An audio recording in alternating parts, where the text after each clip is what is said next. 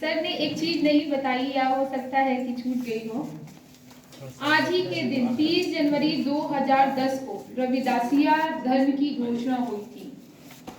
तो ये दो चीजें, एक तरफ गांधी जी की पुण्यतिथि और एक तरफ जो है 2010 में 633वें प्रकाश पर्व पर इसी दिन जो है रविदासिया धर्म की घोषणा की गई थी। तो ये आज के दिन ही सर ने इस पुस्तक के लोकार्पण का दिन रखा। ये बहुत बड़ी बात है हमारे लिए कि दोनों चीजों को हम याद कर रहे हैं। और एक चीज और जब इस पुस्तक के बारे में बहुत सारी चीजें हैं बताऊंगी, कुछ चीजों को मैं जिक्र करूंगी। सर ने बताया था कि रविदास और गांधी जी की उन्होंने इस पुस्तक में समानता दर्ज की है कुछ मुद्दों पर। तो वो चीज भी हमें देखना है कि कैसे गांधी जी की पुण्यतिथि और आज जो 633वें प्रकाश पर्व की जो स्थापना, जो रविदासिया धर्म की स्थापना है, वो दोनों कैसे जुड़ती है आज के दिन। इस पुस्तक में भी वो चीज दिखाई देती है। 150 पेज की यह पुस्तक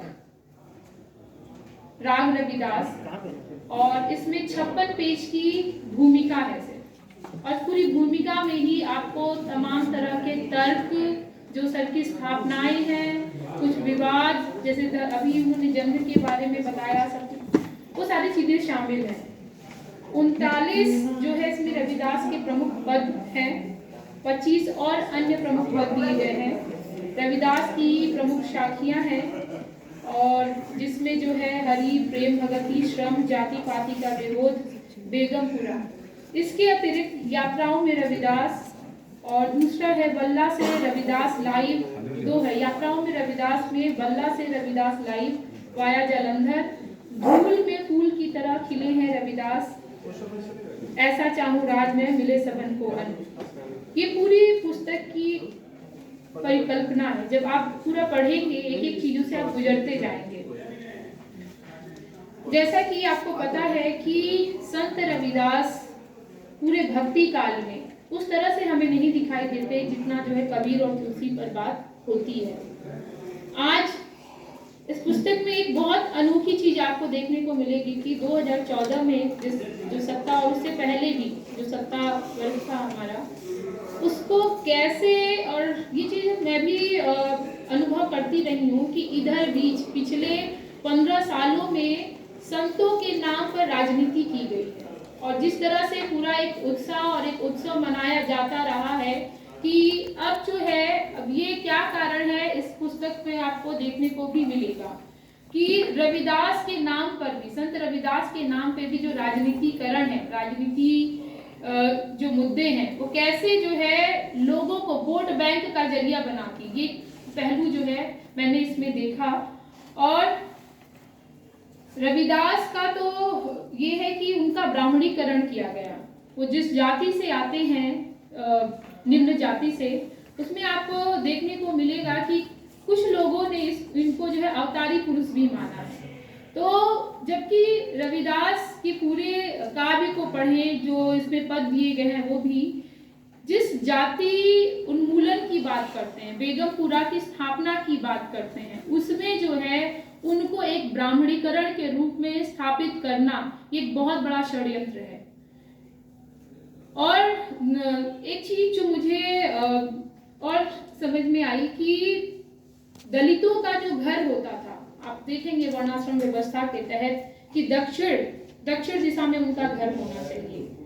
उसमें जो है सर ने अब सर चाहे जो भी है, लेकिन मैं इसको इस रूप में देखती हूँ कि वहां पर उसी दक्षिण में जहाँ पे शीर गोवर्धन है, आज वो जगह है, उसी दक्षिण दिशा में है, और सर का घर भी वही है।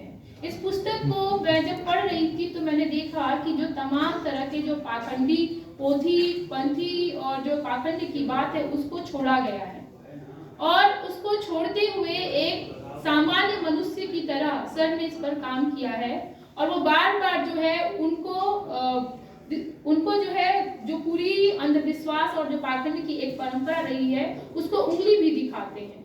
वो बात करते हैं रविदास के जो है बेगमपुरा की बात करते हैं, और उसी बेगमपुरा की पूरी परिकल्पना के तहत ये पुस्तक लिखी भी गई है।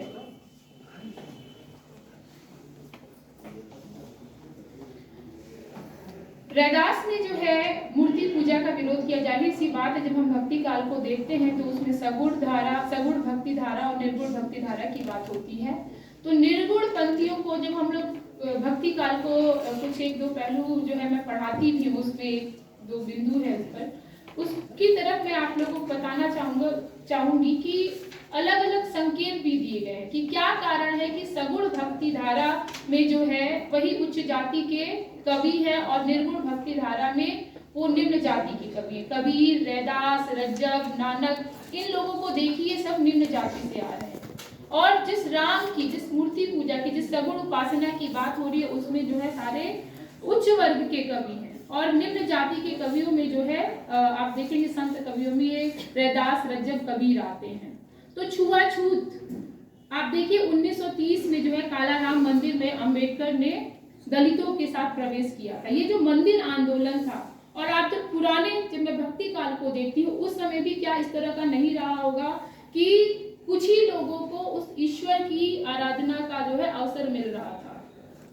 तो बहुत चीजें हैं इसमें, मैं बहुत सारी चीजें हैं उस पर मैं बात करना चाहती हूँ। उन चीजों को लेकर मैं संकेत के रूप में आपके सामने रख रही हूँ। प्रश्न है, इन प्रश्नों की शिनाख्त करना मुझे लगता है आज के समय में जरूरी है।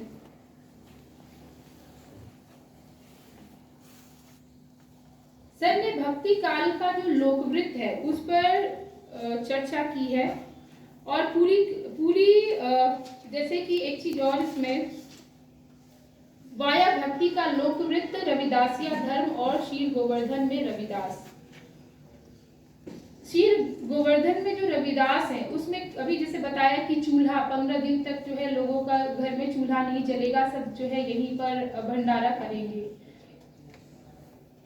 ये भंडारा करना जहां पर लोग अपने जो है जाति को, अपने धर्म को और जिस समाज से वो आ रहे हैं, जो ऊंच नीच की जो भावना है लोगों के अंदर, वो खत्म हो।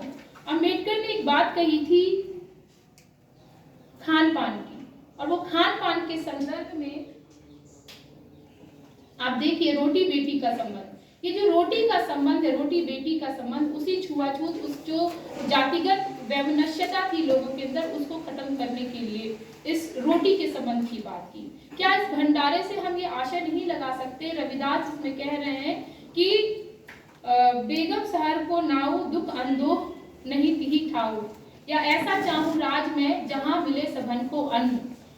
आपको सभी जाति, धर्म, भाषा, संप्रदाय सबसे मुक्त होकर यहाँ पर आना होगा और आकर आप जो है उस भोजन का आनंद लीजिए। अगर आपके मन में, जिसके मन में भी उस तरह का भेदभाव है, वो यहाँ पर आ तो जाएगा, खाना तो खा लेगा, वो एक अवसर को उठा लेगा, लेकिन आपको जो है जो जाति उन्मूलन की बात है, मुझे लगता है वो अगर आप नहीं छोड़ेंगे तो वो बेगमपुरा की जो परिकल्पना है वो कभी सार्थक नहीं हो पाएगी। इस बेगमपुरा की बात जो है, जहाँ पे रविदास जी कह रहे हैं कि ऐसा चाहूं राज में मिले सबन को अन्न, छोट बड़ो सब सम बसे रविदास रहे प्रसन्न। मुझे मोदी जी याद आ रहे हैं और मोदी जी इस रूप में याद आ रहे हैं। आज देखिए कि सबको अन्न, सभी को जो है मुफ्त राशन। अब जाहिर सी बात है जो गरीब जनता है वो कहाँ से उसको अन्न मिलेगा। तो क्या हम इसको ये मान लें कि बेगमपुरा की जो परिकल्पना है, जहाँ पर रविदास ये यूटोपिया, ऐसा शहर बनाना चाह रहे थे, ऐसा समाज बनाना चाह रहे थे जिसमें सभी को अन्न मिले, तो क्या हम मोदी जी के इस योजना को उससे जोड़कर देख सकते हैं, या ये महज एक राजनीति है, वोट बैंक की राजनीति है? बहुत सारी चीजें हैं, इसको उस दृष्टि से भी मुझे लगता है देखना होगा। और सर ने जो है उस राजनीति की तरफ इशारा किया है कि एक समय प्रियंका गांधी आती हैं और मोदी जी भी आते हैं। मैं वो जिक्र यहाँ पे पढ़ना चाहूंगी, बहुत अच्छा लगा मुझे कि उधर भी सर ने संकेत किया है इस पुस्तक में।